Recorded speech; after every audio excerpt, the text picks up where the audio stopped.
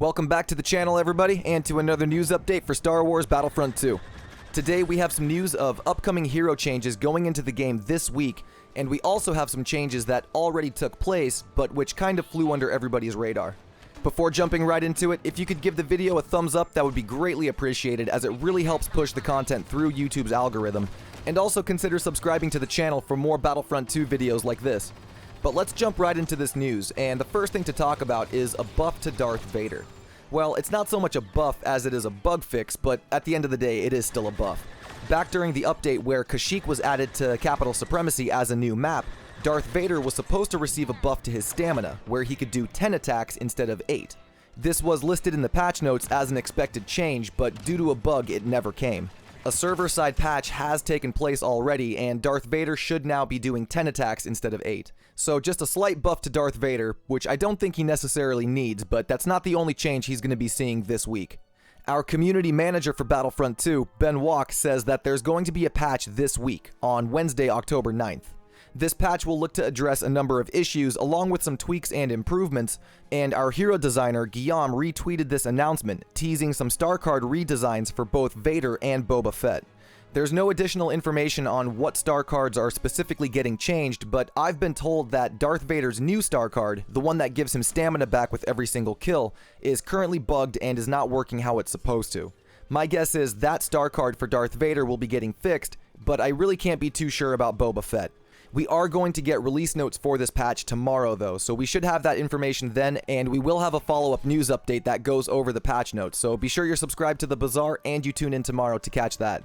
Just a quick note, speaking of hero fixes, Ben was asked out on Twitter about the Obi-Wan Kenobi damage reduction glitch and whether or not that will be fixed. Ben says that that specific one requires a client update and cannot be done via a server-side tweak. They are currently working on it though, and I wouldn't expect it in this next patch on Wednesday, but possibly during the game update. Next, we have two changes that went into Battlefront 2 which kind of flew under everybody's radar. The first one I noticed while I was playing Capital Supremacy, and the second one has to do with Hero Showdown.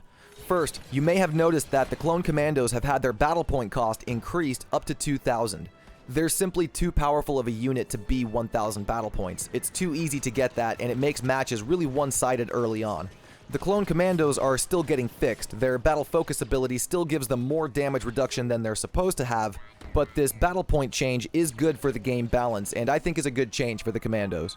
The second secret change that went into Battlefront 2 is changes to the match start parameters of Hero Showdown. Before, when you got into a match of Hero Showdown, the mode would only start if there were 2 players on each side ready to go. If you had any less than the 4 players, the match would not start. It would wait for the 4th player to join.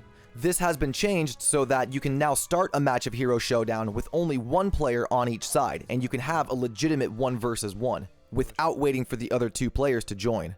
Hero Showdown is a personal favorite mode of mine. I actually like it better than Heroes vs. Villains, but as somebody who plays Hero Showdown a lot, believe me when I say that it gets frustrating waiting for that lobby to fill up. You can actually sit there waiting in the menu longer than you're actually spending time playing the game, and that's not right.